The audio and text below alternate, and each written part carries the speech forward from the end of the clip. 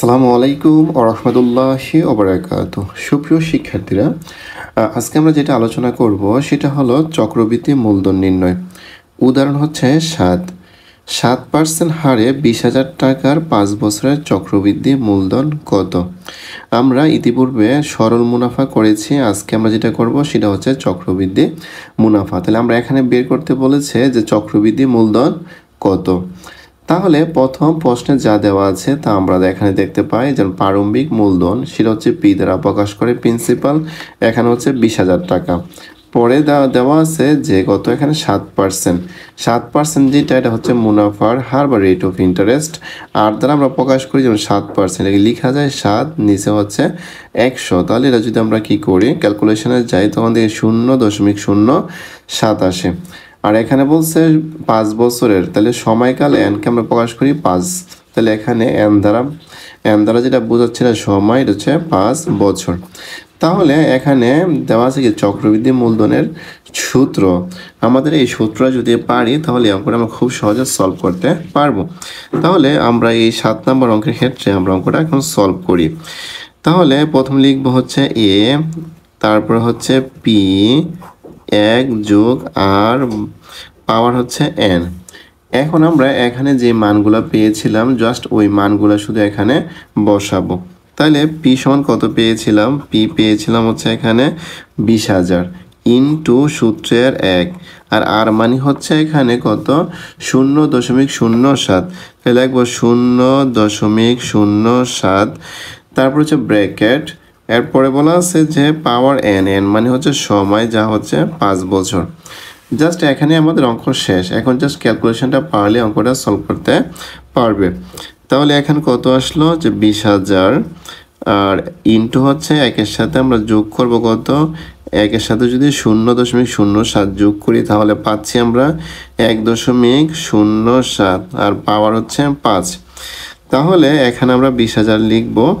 আর তোমরা অবশ্যই scientific calculator নিবে, যে সাইন্টিফিক ক্যালকুলেটর হিসাবটা যেভাবে করা যায়, যেমন এখানে 1.07, তারপর হচ্ছে কি পাওয়ার হচ্ছে 5, তাহলে আমরা পাচ্ছি কত 1.4025। তাহলে আমরা লিখে নিই এখানে যে 1.4025। এখন আমরা এই 20,000-এর সাথে আমরা এটা গুণ করব, গুণ করলে যেটা পাবো সেটা হচ্ছে এই প্রশ্নের উত্তর। তাহলে আমরা এখন যেটার সাথে আমরা 20,000 গুণ করে দিই, তাহলে আমরা পাচ্ছি কত 28,051। তাহলে এখানে হবে 28,051 টাকা। আমরা আবার একটু কোশ্চেনটা দেখি। এখানে বলেছে যে 7% হারে 20,000 টাকার 5 বছরের চক্রবৃদ্ধি মূলধন কত?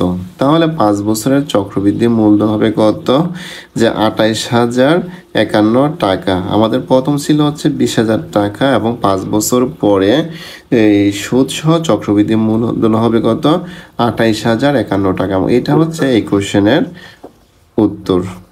সুপ্রিয় শিক্ষার্থীরা, আমরা পরবর্তী ম্যাথে যাই, সেটা হলো প্রারম্ভিক মূলধন নির্ণয়। তাহলে প্রারম্ভিক মূলধন নির্ণয়ের ক্ষেত্রে আমরা যেভাবে করব, উদাহরণ 8, প্রারম্ভিক মূলধন কত হলে, তাহলে আমাদের প্রারম্ভিক মূলধন কত হলে সেটা আমরা জানি না। 13% হারে 5 বছরের চক্রবৃদ্ধি মূলধন 20,000 টাকা হবে। তাহলে এখানে হচ্ছে প্রারম্ভিক মূলধন কত সেটা আমরা জানি না, এটাই বের করতে হবে। তাহলে আমরা দেখা যাচ্ছে এখানে যে চক্রবৃদ্ধি মূলধন এখানে এই দেওয়া আছে কত, যে 20,000 টাকা। পরে আছে 13%, যাকে বলা হয় মুনাফার হার বা রেট অফ ইন্টারেস্ট, যা আমরা আর দ্বারা প্রকাশ করি। এখানে 13% লেখা যায় যে 0.13। এটা হচ্ছে এরকম যে এই 13 ভাগ হচ্ছে 100, তখন এটা আসে 0.13। আর সময়কাল এখানে বলছে কত 5 বছর, তাহলে আমরা লিখলাম হচ্ছে টাইম, যাকে এন দ্বারা প্রকাশ করা হয়, তাহলে 5 ইয়ার্স। এখন আমাদেরকে যেটা বের করতে হবে প্রারম্ভিক মানে মূলধনটা। তো সূত্র হচ্ছে কি চক্রবৃদ্ধি মূলধন হচ্ছে, সূত্র হচ্ছে এ সমান পি ইন্টু 1 যোগ আর টু দি পাওয়ার এন। তাহলে আমরা এখন বের করবো শুধু কি এই যে প্রারম্ভিক ইনিশিয়াল ক্যাপিটাল বা প্রিন্সিপাল, তাহলে আমরা এটা এইভাবে করতে পারি। তাহলে আমরা অঙ্কটা এখন সলভ করব যেভাবে, সেটা হলো প্রথম আমরা সূত্রটা লিখে নিই।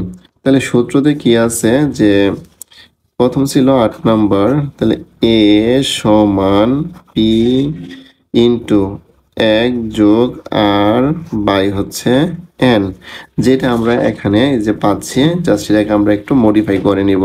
যেহেতু এখানে বলেছে কি করতে হবে, আমাদের প্রারম্ভিক মূলধন বের করতে হবে, তাহলে জাস্ট হচ্ছে আমরা পিটা কি করব, সামনে নিয়ে আসব।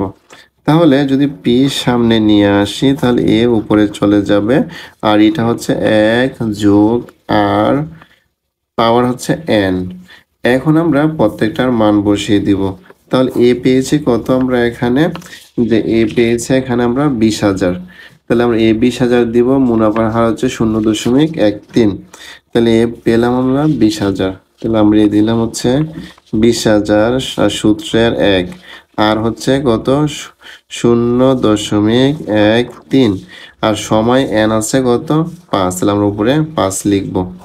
তাহলে আমরা পরবর্তী লাইনে দেখি যে 20,000 এটা হচ্ছে কি এ, তারপর হচ্ছে একের সাথে যোগ করব এটা, তাহলে আমরা পাই 1.13, পাওয়ার হচ্ছে কত 5। তাহলে দেখা যাচ্ছে যেটা আসছে সেটা হলো উপরে হচ্ছে 20,000 আর নিচে কত হবে, আমরা আবার এখন ক্যালকুলেশনটা করি যে 1.13 পাওয়ার হচ্ছে কত 5, তাহলে দেখতে পাচ্ছি 1.8424, তাহলে আমরা লিখব 1.8424, দুই সংখ্যা নিলেই হয়। আচ্ছা, পরবর্তী লাইনে যেটা হবে, এখন যে মানটা পেয়েছি সেটাকে আমরা 20,000 দ্বারা ভাগ দেব। 20,000 ভাগ হচ্ছে 1.8424, তাহলে আমরা পাচ্ছি কত 10,055, তাহলে এখানে আসছে 10,855 টাকা। তাহলে আমরা একটু লক্ষ্য করি যে বলছে প্রারম্ভিক মূলধন কত হলে 13% হারে এই 5,000 5 বছরের চক্রবৃদ্ধি মূলধন কত 20,000 টাকা হবে। তাহলে এখানে মূলত ব্যাপারটা ছিল যে প্রারম্ভিক মূলধন বের করার কথা, তাহলে আমরা প্রারম্ভিক মূলধন এখানে বের করেছি কত 10,855, তাহলে যদি এত টাকা আমরা কি করি বিনিয়োগ করি আমরা বছর শেষে বা 5 বছর পরে যে আমরা পাবো কত 20,000, এইটা এখানে চেয়েছে।